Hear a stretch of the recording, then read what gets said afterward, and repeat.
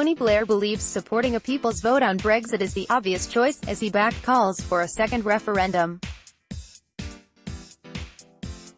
The former Prime Minister warned there could be a paralysis in Parliament over a no-deal Brexit as Theresa May's proposal won't get enough support. Mr. Blair told Bloomberg TV, "I think it's possible there's a no-deal Brexit, but unlikely.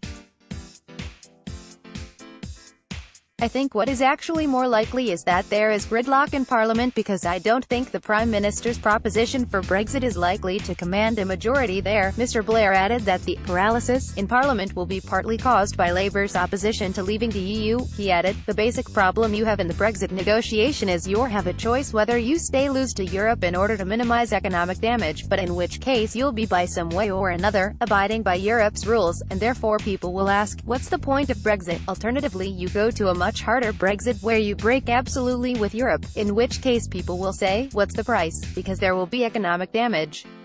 That dilemma has run through the course of the negotiation. The Chequers statement that the Prime Minister adopted a few weeks back was an attempt to resolve that, really in favour of the first option, staying close to Europe, after the resignations from her cabinet that can't really command a majority in the House of Commons, so we're stuck in this situation and I think it's very possible you end up with paralysis in Parliament. That's where the obvious course, if the government doesn't want to call a general election, is to go back to the people. Mr. Blair also spoke about the future of the Labour Party, and how the possible resignation of moderate lawmakers is the big political question over the next year.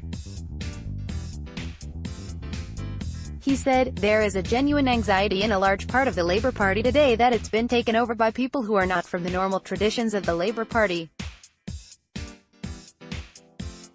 Read more on Yahoo News UK. BBC presenter Rachel Bland dies at 40 after cancer battle. To Salisbury Novichok attack suspects are Russian spies. Theresa May says man, 66, has his wallet stolen as he's dying from heart attack. Donald Trump hits out at fraud tell-all book written by Watergate reporter. Japan typhoon, at least 11 dead and 600 injured after worst storm.